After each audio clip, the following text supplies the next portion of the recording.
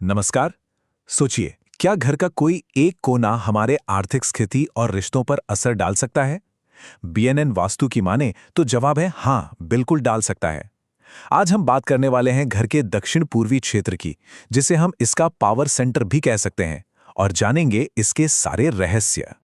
तो आज हम क्या क्या देखने वाले हैं। सबसे पहले तो ये समझेंगे कि आखिर ये पावर सेंटर है क्या। फिर देखेंगे कि ग्रहों की टक्कर से जीवन में कैसी मुश्किलें आ सकती हैं। और आखिर में बात करेंगे कुछ आसान लेकिन बहुत असरदार उपायों की, जो घर में दोबारा बैलेंस ला सकते हैं। चलिए तो फिर शुरू करते हैं और सबसे पहले ये समझते हैं कि घर का ये कोना आखिर इतना खास है क्यों। जरा सोचिए, घर में एक ऐसी जगह, एक ऐसा कोना जो पैसा, लग्जरी और रिश्तों में प्यार को अपनी ओर खींचता हो। बीएनएन वास्तु के हिसाब से ये जगह है दक्षिण पूर्व जोन, यानी साउथ ईस्ट जोन। इस पर शुक्र ग्रह का राज होता है और यहाँ का तत्व है अग्नि, जो जिंदगी में जोश और समृद्धि दोनों लाता है। लेकिन क्या हो अगर इस शांत और बैलेंस्ड जोन में कोई दूसरी बेमेल एनर्जी आ जाए। असल में सारी दिक्कतें यहीं से शुरू होती हैं। देखिए, ये जो जोन है ना, ये एनर्जी को लेकर बहुत ज्यादा सेंसिटिव होता है। यहां रखी कोई भी एक गलत चीज शुक्र की पॉजिटिव एनर्जी से सीधे टकरा सकती है और इसका असर सीधा हमारे पैसे, सेहत और रिश्तों पर पड़ता है। तो अब वक्त है एक चेकअप का। चलिए एक एक करके आठों ग्रहों के असर को देखते हैं और पता लगाते हैं कि कहीं घर का ये पावर सेंटर डिसबैलेंस तो नहीं हो गया है। सबसे पहले बात करते हैं सूर्य की। देखिए, सूर्य मतलब अधिकार, ईगो। अब जब इसकी एनर्जी, मान लीजिए तेज लाइट या सोने की चीजें, शुक्र के प्यार और हार्मनी वाले जोन में आती हैं, तो ये रिश्तों में हमसे ज्यादा मैं को ले आती है और नतीजा बस टकराव। अब आते हैं चंद्रमा पर, जिसका एलिमेंट है पानी। खुद सोचिए, आग पर पानी डालने से क्या होगा? आग बुझ जाएगी, राइट? ठीक यही होता है जब साउथ ईस्ट जोन में पानी का कोई सोर्स आ जाता है। ये हमारी समृद्धि की आग को बुझा देता है। इससे इमोशनल उतार चढ़ाव बढ़ते हैं और पैसा सचमुच पानी की तरह बहने लगता है। अच्छा, मंगल ग्रह क्या करता है? वो इस जोन की आग को और भी ज्यादा भड़का देता है। अब देखिए, थोड़ी एक्स्ट्रा आग, थोड़ा जुनून अच्छा है, लेकिन जब ये बहुत ज्यादा हो जाए तो फिर छोटी छोटी बातों पर तीखी बहस, गुस्सा और हाँ, बिजली के सामान से किसी एक्सीडेंट का खतरा भी बढ़ जाता है। फिर है बुध, यानी इंटेलिजेंस, बिजनेस माइंड। जब इसकी एनर्जी यहाँ आती है तो रिश्ते दोस्ती जैसे लगते हैं, लेकिन प्रॉब्लम यह है कि उनमें दिल की जगह दिमाग काम करने लगता है। हर चीज में नफा नुकसान देखा जाता है और वो जो इमोशनल कनेक्शन होता है ना, वो कहीं खो जाता है। बृहस्पति यानी ज्ञान, आध्यात्म। अब जब बृहस्पति की एनर्जी, जैसे कि धार्मिक किताबें या भारी लकड़ी का सामान, लग्जरी के जोन में आ जाए, तो एक बड़ा ही अजीब सा विरोधाभास पैदा होता है। इंसान को दुनिया की सुख सुविधाओं से ही मन उचटने लगता है। अब बात शनि की। शनि की एनर्जी कैसी होती है? भारी और धीमी। जब ये शुक्र के एनर्जेटिक जोन में आती है ना, तो समझिए ये उसकी पूरी चमक को दबा देती है।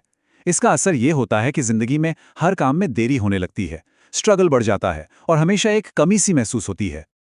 राहु का मतलब है अचानक होने वाली घटनाएं, मतलब अनप्रिडिक्टेबल। इसकी मौजूदगी से क्या होता है?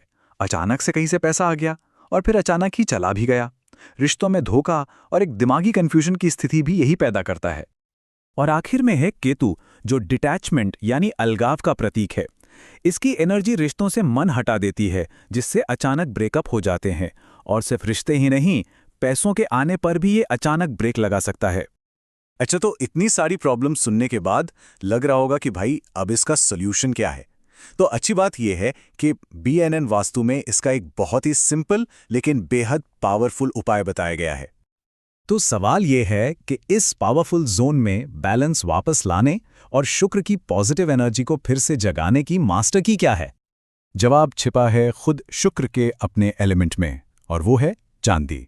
देखिए, जैसे तांबा सूर्य को रिप्रेजेंट करता है, ठीक वैसे ही चांदी शुक्र की धातु है, और यही इस जोन की एनर्जी को प्योर और बैलेंस करने का सबसे दमदार तरीका है। अब इसे इस्तेमाल करने के दो मेन तरीके हैं।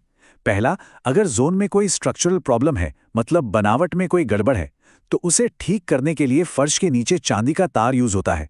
और दूसरा, अगर सिर्फ पॉजिटिव एनर्जी को बूस्ट करना है, तो दीवार पर एक सिल्वर हेलिक्स लगाया जाता है।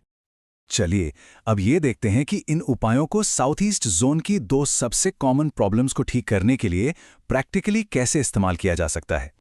जैसा कि हमने पहले भी बात की, साउथ ईस्ट में पानी का सोर्स मतलब आग और पानी की सीधी टक्कर। तो इसका हल क्या है? बहुत सिंपल। उस पानी के सोर्स के चारों तरफ फर्श के अंदर एक चांदी का तार डाल दिया जाता है। ये तार एक तरह से एनर्जी का बैरियर बना देता है जो दोनों एलिमेंट्स को अलग अलग रखता है। अब अगर इस जोन में टॉयलेट हो तो इसे एक बहुत बड़ा वास्तु दोष माना जाता है। क्यों? क्योंकि ये नेगेटिव एनर्जी को एक्टिवेट कर देता है। इसका उपाय भी दो लेवल पर काम करता है। पहला तो चांदी का इस्तेमाल करके एनर्जी को बैलेंस करना, और दूसरा सही रंगों का इस्तेमाल करके शुक्र की एनर्जी को सपोर्ट देना। यहाँ पर रंगों का चुनाव बहुत बहुत जरूरी है।